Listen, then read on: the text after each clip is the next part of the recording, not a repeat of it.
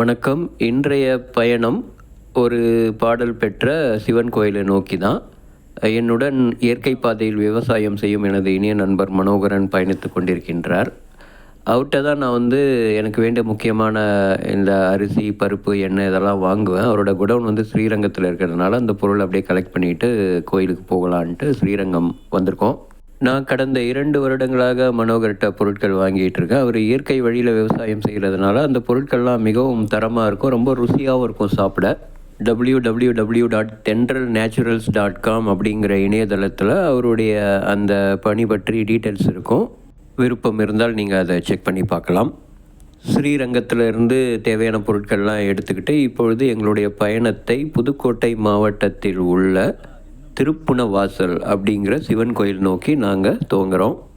புதுக்கோட்டை மாவட்டத்தில் 2 பாடல் பெற்ற சிவன் கோயில்கள் இருக்குது. ஒன்று ஆவுடையார் கோயில், இன்னொன்று திருப்புணவாசல். இந்த திருப்புணவாசலும் இந்த ஆவுடையார் கோயில் வட்டத்தில் தான் வருது. திருச்சிராப்பள்ளி, புதுக்கோட்டை, காரைக்குடி மார்க்கமாக அந்த சாலையில் போயிட்டுருக்கோம். இது ஃபாஸ்டஸ்ட் ரூட்டு, அப்படியே ராமேஸ்வரம் போகிற ரூட்டு. அந்த ரூட்லேயே போயிட்டு அப்படியே கொஞ்சம் லெஃப்ட் ஹேண்ட் சைடு டைவர்ட் ஆகும், தேவக்கோட்டை நோக்கி போகும். அந்த ரூட்டில் தான் இப்போ நாம் இன்னும் கொஞ்சம் நேரத்தில் போக போகிறோம். ஆவுடையார் கோவில் மாணிக்கவாசகர் பாடிய பாடல் பெற்ற தலம். திருப்புணவாசல் சிவன் கோயில் திருஞான சம்பந்தரும் சுந்தரராலும் பாடல் பெற்ற தேவார பாடல் பெற்ற தலம்.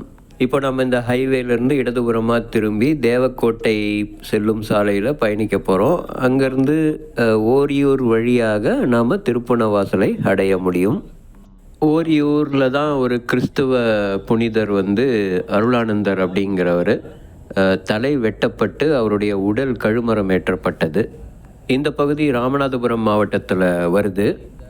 இப்போ நாம் ஓரியூர் கடந்து கொண்டிருக்கின்றோம். இந்த ஓரியூர்லேருந்து ஒரு சுமார் 5 கிலோமீட்டர் தொலைவில் நாம் திருப்புணவாசல் அடைந்து விடுவோம். திருப்புணவாசல் நம்ம போயிட்டோன்னா புதுக்கோட்டை மாவட்டத்தில் என்ட்ரு ஆகிடுவோம். திருச்சிராப்பள்ளியிலேருந்து வரும்பொழுது நாங்கள் ஃபாஸ்டஸ்ட் ரூட் வழியாக வந்ததுனால இந்த பக்கம் வந்திருக்கோம். அப்படி இல்லைன்னா நம்ம திருச்சி, புதுக்கோட்டை, அறந்தாங்கி, ஆவுடையார் கோயில் வழியாகவும் வரலாம். இந்த புதுக்கோட்டை மாவட்டம் பாண்டிய நாட்டு எல்லையில் வரும். அதனால் இந்த திருப்புணவாசல் அப்படிங்கிற கோயில் பாண்டிய நாட்டு தலங்களுள் ஒன்றாக கருதப்படுது. இப்போ நாம் திருப்புணவாசல் இன்றைக்கி சந்தை போட்டிருக்காங்க, அதை கிராஸ் பண்ணி போகிறோம். இதை கிராஸ் பண்ணும்பொழுதே நமக்கு அந்த கோவில் விமானம் நல்லா தெரிய ஆரம்பிக்கும்.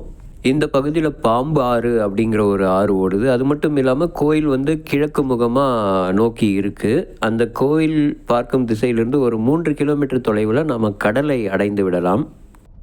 பாம்பாறு மற்றும் கடல் பகுதியில் இருக்கிறதுனால இந்த தலத்துக்கு திருப்புண வாயில் அப்படிங்கிற பேர் ஏற்பட்டது. அதுதான் திருப்புண வாசல் என்று அழைக்கப்படுது. இப்போ நாம் கோயில் நெருங்கிட்டு இருக்கிறோம். அந்த தேர் இருக்கிற இடத்துக்கு ஆப்போசிட்டாக நம்ம உள்ளே போனோன்னா நமக்கு அந்த திருப்புண வாசல் கோயிலுடைய அழகான வியூ தெரியும். முற்காலத்தில் இந்த பகுதி கடலால் ஆட்கொள்ளப்பட்டு இருக்கலாம். ஏன்னா இந்த முன் கோபுரம் நம்ம கிராஸ் பண்ணி போனோம்னாலே அந்த பீச்சில் இருக்கிற மணல் மாதிரியே அந்த ஏரியா இருக்கும். நாம் இன்னும் கொஞ்சம் நேரத்தில் அதெல்லாம் பார்க்கலாம். இந்த கோயிலுடைய மூலவர் பெயர் விருத்தபுரீஸ்வரர். சாதாரணமாக இந்த தெய்வங்களுடைய பெயர்கள் எல்லாமே வடமொழியில் தான் அமைஞ்சிருக்கு. விருத்தம் என்கின்ற வடமொழி சொல்லுக்கு பழமை அப்படிங்கிற ஒரு அர்த்தம் இருக்கும் போல். அதனால் இந்த மூலவரை பழம்பதி நாதர் அப்படிங்கிற பெயராலையும் அழைக்கிறாங்க. நம்முடைய இந்திய முறைப்படி காலத்தை 4 யுகங்களாக பிரிச்சிருக்காங்கன்னு நமக்கு தெரியும். கிருத யுகம், திரேதா யுகம், துவாபர யுகம் மற்றும் கலியுகம்.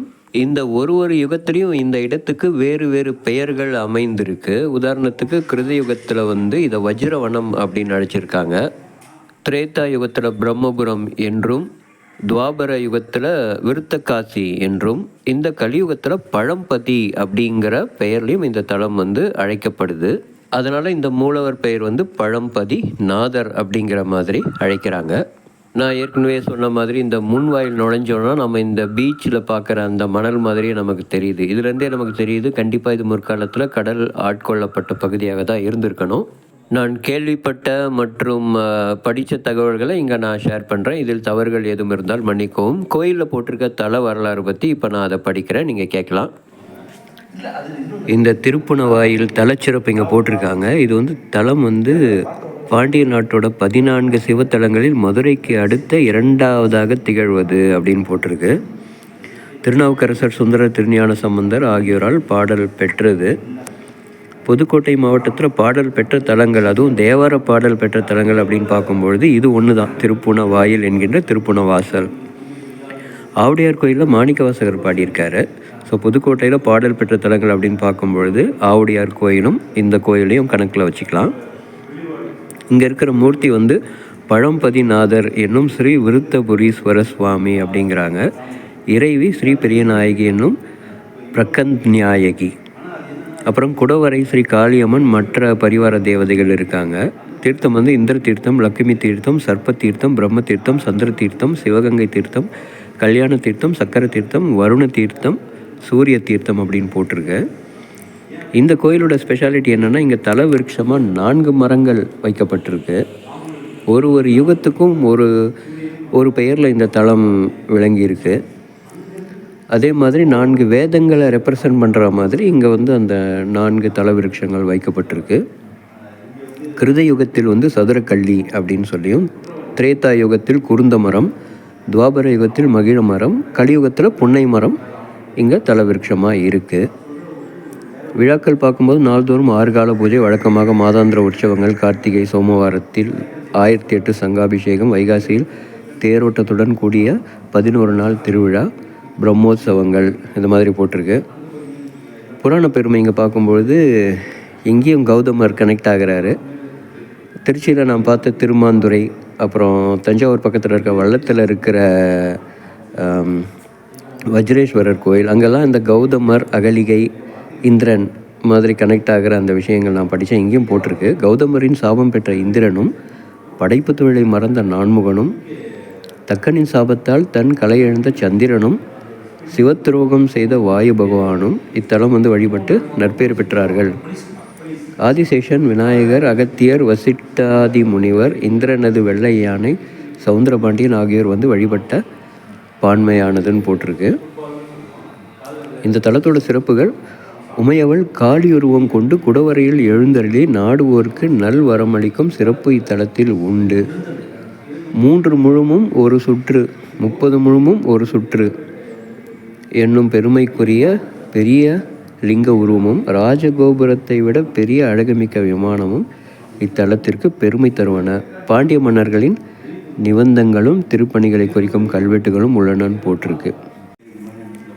திருஞான சம்பந்தமூர்த்தி சுவாமிகள் அருளிய பதிகம் இங்கே இருக்குது.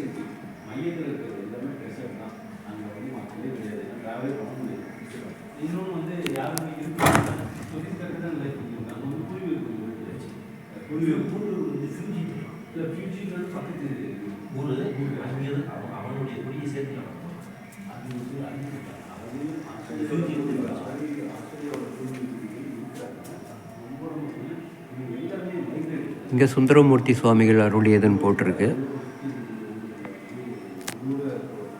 நம்ம முன்வாயில் நுழைஞ்சி அந்த பீச் மணல் மாதிரி இருக்க பகுதியை கடந்து வந்தோம்னா நமக்கு அந்த கொடிமரம், பலிப்பீடம், நந்தி தேவர் இதெல்லாம் இருப்பாங்க. அதுக்கப்புறம் இப்போ நாம் இருக்கிறது வந்து இந்த 2ஆம் பிரகாரம். இந்த பிரகாரம் வந்து பாறை கற்கள் பதிக்கப்படாமல் அப்படியே ஒரு புற்கள் நிறைந்த ஒரு மணல் பகுதியாக தான் இருக்குது. மற்ற சிவன் கோயில்களில் நம்ம பார்க்குற மாதிரியே இந்த 2ஆம் பிரகாரத்தில் மற்ற பரிவார தெய்வங்கள் நம்ம பார்க்க முடியும். தட்சிணாமூர்த்தி சன்னதி, விநாயகர் சன்னதி, அதுக்கப்புறம் திருமுருகன் சன்னதி. மேற்கு புற சுவரில் வந்து விஷ்ணுவும் இருப்பார். நான் இங்கே பார்த்த ஒரு புது விஷயம், இங்கே ஆஞ்சநேயரும் இருந்தார் விஷ்ணு பக்கத்தில். நம்ம இந்த தலச்சிறப்புகள் பற்றி பார்க்கும்பொழுது படைப்பு தொழிலை மறந்த பிரம்மன் மற்றும் கௌதம முனிவருடைய சாபம் பெற்ற இந்திரன், அதே மாதிரி தக்கன் சாபம் பெற்ற சந்திரன், இவர்களெல்லாம் தங்களுடைய கர்ம வினைகளால் சாபம் பெற்று இந்த இடத்துல சாப விமோசனம் அடைஞ்சிருக்காங்க. வாழ்க்கையில் மனிதர்களாக பிறந்த நமக்கு வந்து நிறைய துன்பங்கள் ஏற்படுதல் வந்து நம்முடைய கர்ம வினைகளால் தான். அதனால் இந்த தலம் வந்து வழிபடும் பொழுது கண்டிப்பாக நமது கர்ம வினைகளும் நிவர்த்தி ஆகும் என்பது ஒரு நம்பிக்கை. இந்த கோயில் வந்து சுமார் 1500 ஆண்டுகள் பழமை வாய்ந்தது. சோழர் மற்றும் பாண்டியரால் திருப்பணி செய்யப்பட்டிருக்கு. அருள்மிகு ஆஞ்சநேயர், மகாவிஷ்ணு மூலவருக்குரிய பின்புற சுவர், அதாவது மேற்கு புறத்தில் இருக்காங்க. அங்கே அகத்தியர் சன்னதி தனியாக இருக்குது. கோவிலுடைய அர்ச்சகர் நிறைய தகவல்கள் எங்களுக்கு ஷேர் பண்ணார். சோழர்கள் இந்த கோயிலை கட்டி பாதியில் விட்டுருக்காங்க. பாண்டிய தேசமாக பிரிஞ்ச பிற்பாடு பாண்டியர்கள் இதை ஃபினிஷ் பண்ணியிருக்காங்க. அகஸ்தியருடைய சன்னதி இந்த பகுதி முன்னாடி சோழ நாட்டு கண்ட்ரோலில் இருந்திருக்கு. அப்போ இந்த கோயில் கட்டப்பட்டு அதுக்கப்புறம் இது பாண்டிய எல்லைக்குள் வந்த பிற்பாடு சுந்தரபாண்டியன் காலத்தில் இந்த கோயில் கட்டமைப்பு முடிக்கப்பட்டிருக்கு. இந்த கோயிலை பார்க்கும் பொழுதே நமக்கு இதோடைய பழமை நல்லா உணர முடியும். இப்போது நாம் திருமுருகன் சன்னதியில் வைக்கப்பட்டுள்ள அருணகிரிநாதர் பாடிய அருளிய அந்த திருப்புகழ் பார்க்குறோம். இது சண்டிகேஸ்வரருடைய சன்னதி. நம்ம மூலஸ்தானத்திலேருந்து அப்படியே வர்றதுக்கு ஒரு வழி இருக்குது. இன்னும் கொஞ்சம் நேரத்தில் நம்ம பார்ப்போம். சோழர்கள் மற்றும் பாண்டியர்களின் கட்டிடக்கலை இணைந்து இந்த ராஜகோபுரமும் இந்த விமானமும் மிக உயரமாக கட்டப்பட்டுள்ளது. நாம் தல வரலாறு படிக்கும்பொழுது ஏற்கனவே பார்த்தோம். பாண்டிய நாட்டில் 14 முக்கிய தலங்கள் இருக்குது. அந்த 14 தலங்களில் இந்த திருப்புணவாயில் 2வது தலம், மதுரைக்கு அடுத்த 2வது தலமாக கருதப்படுது. அந்த 14 தலங்களில் உள்ள அந்த சிவலிங்க அமைப்புகள் இந்த கோயிலில் இருக்கிறதா ஒரு நம்பிக்கை. இதில் நிறைய சிவலிங்கங்கள் புதையுண்டு இருக்கலாம் அப்படிங்கிறது சொல்கிறாங்க. பாண்டிய நாட்டு சதுர்தசலிங்கங்கள் சன்னதி அப்படின்னு இங்கே போட்டிருக்கு. அந்த சன்னதியில் தான் நாம் இப்போ நிற்கிறோம். அதோட விவரங்கள் பார்ப்போம். மதுரை திருப்புணவாயில், திருக்குற்றாலம், ஆப்பனூர், திருவேடகம், திருநெல்வேலி, ராமேஸ்வரம், திருவாடானை, திருப்பரங்குன்றம், திருச்சுழியல், திருப்பத்தூர், காளையார்கோவில், பிரான்மலை, திருப்புவனம். இந்த 14 ஸ்தல சிவலிங்கங்களும் இத்தலத்தில் உள்ளதாக ஐதீகம். இத்தலத்தை தரிசித்தால் 14 ஸ்தலங்களும் சென்று தரிசித்த புண்ணியம் உண்டு என்பது வரலாறு. இங்கே இருக்கிற அர்ச்சகர் சொன்னார், இங்கே 5 லிங்கங்கள் தான் இருக்குது, மீதி புதையொண்டு இருக்கிற மாதிரி ஒரு நம்பிக்கை இருக்கிறதா சொல்கிறாங்க. இங்கே போட்டிருக்க மாதிரி இந்த 14 தலங்களையும் தரிசித்த ஒரு பலன் இந்த திருப்புணவாசல் ஈஸ்வரர் பார்க்கும்பொழுது கிடைக்குங்கிற மாதிரி போட்டிருக்கு. இது புன்னை மரம். இங்கே மகிழ மரம். இப்போ நம்ம பெரிய நாயகி அம்மன் சன்னதியில் இருக்கோம். எதிர்த்தாப்பில் வியாக்கர நந்தி, அதாவது இந்த அம்மன் சம்ஹாரம் செய்த சூரன் வேண்டியபடி அந்த சூரன் இங்கே வியாக்கர நந்தியாக காட்சி அளிக்கிறாரு. அதே மாதிரி இந்த சன்னதி மேலே பார்த்திங்கன்னா பல 1000 வருடங்கள் பழமையான அந்த ஓவியங்கள் நம்ம பார்க்க முடியுது. அங்கங்கே கொஞ்சம் சேதமடைஞ்ச மாதிரி தெரிஞ்சாலும் அதோடைய வண்ணங்கள் இன்னும் ரொம்ப நல்லா இருக்குது பார்க்குறதுக்கு. உமையவள் இங்கே காளி ரூபத்தில் குடவரை காளியாக இந்த சன்னதிக்கு நேர் எதிர்த்தாப்பில் இருக்கிற சன்னதியில் இருந்து அவர்கள் பக்தர்களுக்கு அருள் பாலிக்கின்றார்கள். இப்போ நம்ம அம்மன் சன்னதியிலேருந்து அந்த மூலஸ்தானத்துடைய விமானத்தை பார்க்குறோம். இந்த கோயிலுடைய சுற்றுச்சூழலும் மிக மிக அருமையாக இருக்குது. இந்த கோயிலுடைய இன்னொரு சிறப்பு அர்ச்சகர் என்ன சொன்னார்னா, இங்கே இருக்கிற சிவலிங்கம் தான் உலகிலேயே மிக பெரியது அப்படின்னு சொன்னார். ஏன்னா இந்த சிவலிங்கத்துடைய சுற்றளவு பார்த்திங்கன்னா கிட்டத்தட்ட ஒரு 83 அடி வரும். குடவரை காளியம்மன் மற்றும் அந்த பெரிய நாயகி அம்மன் சன்னதிக்கு நடுவில் இருந்து நாம் அங்கே தூரத்தில் அந்த லிங்கங்கள், சதுர்தச லிங்கங்கள் சன்னதி, கோயில் விமானம், இங்கே பெரிய நாயகி அம்மன் சன்னதி எல்லாமே நாம் இப்போ பார்க்குறோம். குடவரை காளி அம்மனை நேராக நம்ம பார்க்க முடியாது. அந்த அம்மனுக்கு எதிர்த்தாப்பில் ஒரு கண்ணாடி வச்சுருப்பாங்க. அந்த கண்ணாடி வழியாக தான் நம்ம தரிசிக்க முடியும். அது மட்டும் இல்லாமல் அந்த குடவரை காளி அம்மன் சன்னதி பக்கத்தில் ஒரு அருமையான மரம் இருந்தது. அதை பற்றி இப்போ நண்பர் மனோகர் சொல்லுவார். இந்த மரத்தோட பெயர் திரிசூல மரம் அப்படின்னு அர்ச்சகர் சொன்னார். இந்த இலையே திரிசூல மரம். ஆனால் அந்த பூ எப்படி இருக்குது அப்படியே சொல்லு, எப்படி இருக்குது? திரிசூல மரம். திரிசூல மரம் அந்த அமைப்பு அப்படியே இருக்குது. இந்த மாதிரி ஒரு இலையெல்லாம் பார்த்ததே இல்லை. இந்த பூவுமே கிட்டத்தட்ட நம்ம நாகலிங்க பூ அமைப்புல இருக்குது. வித்தியாசமாக இருக்குது. அன்பிலீவபிள். இப்பொழுது இங்கே சிறப்பான தரிசனம் முடிஞ்சிட்டு எங்களுடைய பயணத்தை இந்த கோயிலுக்கு அருகில் இருக்கிற கடல் நோக்கி நாங்கள் போயிட்டுருக்கோம். அந்த கடல்கிட்டேயும் ஒரு அருமையான கோயில் இருக்குது. அந்த கோயிலை பற்றி வரும் பதிவில் நாம் பார்க்கலாம். நான் கேள்விப்பட்ட வரைக்கும் ஒரு கோயிலுடைய சக்தி எப்படி இருக்கும் அப்படின்னு நாம் யோசிக்கிறோம்னா, அந்த தலத்துக்கு யார் யார் வழிபட்டிருக்காங்க, அவர்களுடைய என்ன மாதிரி சாப விமோசனங்கள் அடைஞ்சிருக்காங்க, என்ன மாதிரி பேர் பெற்றிருக்காங்க அப்படிங்கிறத வச்சு தான் அந்த கோயிலுடைய பலன்கள், அதே பலன்கள் நமக்கு கிட்டும் அப்படிங்கிறது மக்களுடைய நம்பிக்கை. நமக்கு நடக்கிற நல்லதும் கெட்டதும் நம்முடைய கர்ம வினைகளால் தான் ஏற்படுது அப்படிங்கிறதும் நம்முடைய நம்பிக்கை தான். தெய்வ சக்திகளாக இருந்தாலும் இந்த பூமியில் அவதரிக்கும் பொழுது அவர்களும் இந்த நவகிரகத்துடைய கட்டுப்பாட்டிலையும் இந்த கர்ம வினைகளிலையும் சிக்கிக்கிறாங்க. அப்படித்தான் கௌதம முனிவரின் மனைவியாகிய அகலிகையை கௌதம முனிவரின் வேடத்தில் வந்து தீண்டி இந்திரன் வந்து சாபம் பெற்றார். பிரம்மதேவன் பிரணவ மந்திரத்தை மறந்ததுனால படைப்பு தொழிலை கண்டினியூ பண்ண முடியாமல் அவரும் கர்ம வினைகளில் சிக்கிக்கிட்டார். இங்கு வந்த சந்திரனும் ஒரு சாபத்தால் தான் வந்து அவரும் கர்ம வினைகளில் சிக்கியிருக்காரு. இந்த மூவருமே இந்த தலத்துக்கு வந்து வழிபட்டு இந்த சிவனுடைய அருளை பெற்று தங்களுடைய கர்ம வினைகளின் வீரியத்தை கண்டிப்பாக குறைச்சிருக்காங்க. அப்படி வச்சு பார்க்கும் பொழுது இந்த காமத்தால் ஏற்படும் அந்த கர்ம வினைகள், அதே மாதிரி நமக்கு கர்ம வினைகளால் ஏற்படும் இந்த தொழிற்தடைகள், நோய்கள் இதெல்லாம் நிவர்த்தி ஆகணும்னா இந்த மாதிரி தலங்களுக்கு நாம் வந்து வழிபடுவது மிகச்சிறப்பு. அதே மாதிரி ஒரு கோயிலையும் வைக்கப்பட்டிருக்கின்ற அந்த தல விருட்சம் அப்படின்னு நம்ம பார்க்கும்பொழுது அந்த பகுதியில் என்ன மரங்கள் அதிகமாக இருந்ததோ அந்த மரத்தை தான் வந்து தல விருட்சமாக வைக்கப்பட்டிருக்கு பெரும்பாலான கோயில்களில். இன்னும் ஒரு படி மேலே போய் அந்த மரத்தின் பெயர்லேயே தான் அந்த மூலவர் பெயர்களும் அமைந்திருக்கு நிறைய கோயில்கள், அதையும் நம்ம பார்த்துருக்கோம். அதனால் ஒரு தலத்துடைய தல விருட்சம் அதுக்குன்னு சில மருத்துவ குணங்கள் இருக்குது, அது சில நோய்களையும் குணப்படுத்தும். ஸோ அது எந்த நோய்களை குணப்படுத்துதோ அந்த தலம் வந்து நாம் வழிபடும் பொழுது அந்த நோய்களும் நம்மை விட்டு கண்டிப்பாக விலகும். திருப்புணவாசல் தலத்துக்கு வந்து 4 தல விருட்சங்கள் இருக்குது. ஒரு யுகத்திலும் ஒரு தல விருட்சம் வைக்கப்பட்டிருக்கு. அது ஒன்று 4 வேதங்களை குறிக்குது அப்படிங்கிற மாதிரி நம்ம கேள்விப்பட்டோம். கிருத யுகத்தில் சதுரக்கள்ளி வந்து தலவிருட்சமாக இருந்திருக்கு.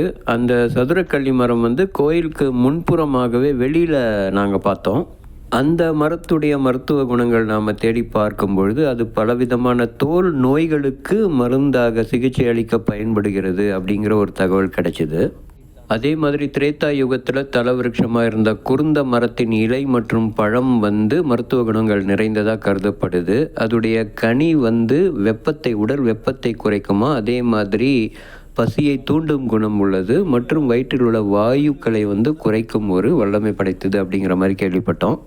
அதே மாதிரி துவாபர யுகத்தில் தலவிருட்சமாக இருந்த மகிழ மரத்துக்கும் நிறைய மருத்துவ குணங்கள் இருக்கிறதா கேள்விப்பட்டோம். உதாரணத்துக்கு இந்த பல் சம்பந்தப்பட்ட நோய்கள், அதே மாதிரி செரிமான கோளாறுகள், வயிற்றுப்போக்கு இந்த மாதிரி வியாதிகள், கருப்பை கோளாறுகள், இரத்த சோகை, நாட்பட்ட சளி இந்த மாதிரி வியாதிகளையும் குணப்படுத்தும் அப்படிங்கிற மாதிரி கேள்விப்பட்டோம். கடைசியாக கலியுகத்தில் தல விருட்சமாக விளங்கும் புன்னை மரத்துக்கும் இதே மாதிரி சில நல்ல குணங்கள் இருக்குது. தோல் நோய்களை குணப்படுத்தவும் நோய் எதிர்ப்பு சக்தியை மேம்படுத்தவும் இந்த மரத்துடைய பகுதிகள் வந்து பயன்படுறதா கேள்விப்பட்டோம். கடற்கரை ஓரங்களில் இந்த மரங்கள் வந்து காணப்படுது. அந்த இடம் பொதுவாக வந்து வறண்ட வானிலை இருக்கும். அந்த இடத்துல நிழல் தந்து அந்த இடத்த ரொம்ப குளுமையாக இந்த மரம் ஆக்குது போல். ஏன்னா இதிலிருந்து ஆக்சிஜன் கண்டென்ட் வந்து நிறையா வெளியில் வருது. இந்த புன்னை மரத்தை வலம் வரும்பொழுது அதோட நிழலை நாம் தங்கும் பொழுதும் மிகுந்த மன அமைதி கிடைக்கும் அப்படின்னு சொல்கிறாங்க. ஸோ இது வந்து மனநல கோளாறுகளையும் நீக்கும் ஒரு மரமாக இருக்குது. பொதுவாக பார்க்கும்பொழுது இந்த தோல் சம்மந்தப்பட்ட நோய்கள் வந்து இந்த மரங்கள் நீக்குது. அகைன் நான் கேள்விப்பட்ட விஷயத்தை தான் வந்து நான் இங்கே ஷேர் பண்ணுறேன். நல்ல மருத்துவர்களை நாம் அணுகி கேட்டோம்னா இதோட உண்மை தகவல்கள் நமக்கு தெரியும். இந்த தல விருட்சங்களின் மருத்துவ குணங்களை வைத்து பார்க்கும் பொழுது கண்டிப்பாக இந்த தலம் வந்து வழிபடும் பொழுது நமக்கு அந்த நோய்களிலிருந்து விடுதலை கிடைக்க வாய்ப்புகள் அதிகமாக இருக்குது. திருவள்ளுவர் வந்து திருக்குறளில் துன்பத்தை நோய் அப்படின்னு சொல்லுவார். அதனால் அப்படிப்பட்ட துன்பங்கள் வந்து நமக்கு ஏற்படுவதற்கு காரணம் நம்முடைய கர்ம வினைகள் தான். அதனால் இந்த கர்ம வினைகளுடைய பலன்களை, வீரியத்தை குறைக்கவோ அல்லது நீக்கவோ இந்த மாதிரி சிறப்பான தலங்கள் வந்து நாம் அங்கே இருக்கிற மூலவரை வணங்கும் பொழுது கண்டிப்பாக நமக்கு நல்ல பலன்கள் ஏற்படும் அப்படிங்கிறது என்னுடைய ஒரு நம்பிக்கையும் கூட. நான் தனிப்பட்ட முறையில் உணர்வது என்னென்னா, இந்த மாதிரி கோயில்களுக்கு அடிக்கடி வந்து பார்க்கும்பொழுது என்னுடைய மனதும் உடலும் வந்து ரொம்ப புத்துணர்ச்சியாக இருக்கிறத தான் நான் ஃபீல் பண்ணியிருக்கேன். மறுபடியும் நான் சொல்லிக்கிறேன், நான் கேள்விப்பட்ட மற்றும் இணையத்தில் படித்த தகவல்களை தான் நான் இங்கே வந்து பகிர்ந்துக்கிறேன். இதில் தவறுகள் எதுவும் இருந்தால் மன்னிக்கவும். இப்போ கடற்கரை நோக்கி போயிட்டுருக்கோம். மீண்டும் அடுத்த பதிவில் அதை பற்றி நாம் பார்ப்போம். நன்றி, வணக்கம்.